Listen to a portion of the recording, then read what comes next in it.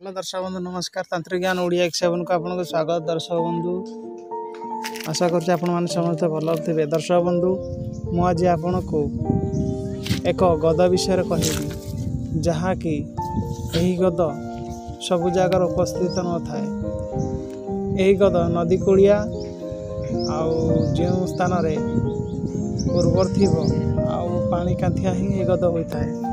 दर्शक बंधु यही जड़ी एत पावरफुल जदि आपण जेकोसी कम लगे सागे सागे लगे।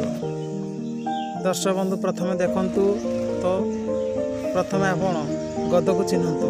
दर्शक बंधु आम भाषा या सिंधु गद बोली कहते आउ भी ये आपण जहाँ भावुं जो गद से गद नहीं ये सूर्यपति गद नुह है ये सिंधु गद आम भाषा कही था। दर्शक बंधु आपण वीडियो को फुल देखंतु लास्ट पर्यंत देखंतु। लास्ट पर्यंत देखिले ही बुझी पारिबे जे क्यों क्यों काम रे लागि थाए। दर्शक बंधु यही गद एबे आपण को जो चित्रटे वर्तमान में देखौछि मोबाइल स्क्रीन माध्यम रे ये मां तारिणी को पीठ पाखरे छै गद। दर्शक बंधु तांत्रिक विद्या रे गदर बहुत महत्वपूर्ण अधिवेदक अच्छी।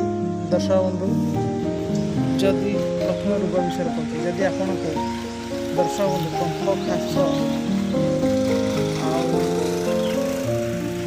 श्वास रोग अच्छी जदि आपणकर गैस्ट्रिक जंडिस अच्छी ताहले जदि आपण यही गद को प्रत्येक दिन दांत घषा पूर्वर दांत घषीदेवे। दांत घषी सारी गोटे ग्लास पानी सहित गद को चुबई चुबई खाइबे ताहले आपणकर अजीर्ण गैस जहाँ भी छाती समस्या प्रॉब्लम बहुत शीघ्र सांगे सांगे बहुत आराम मिल सांगे सांगे भल हो।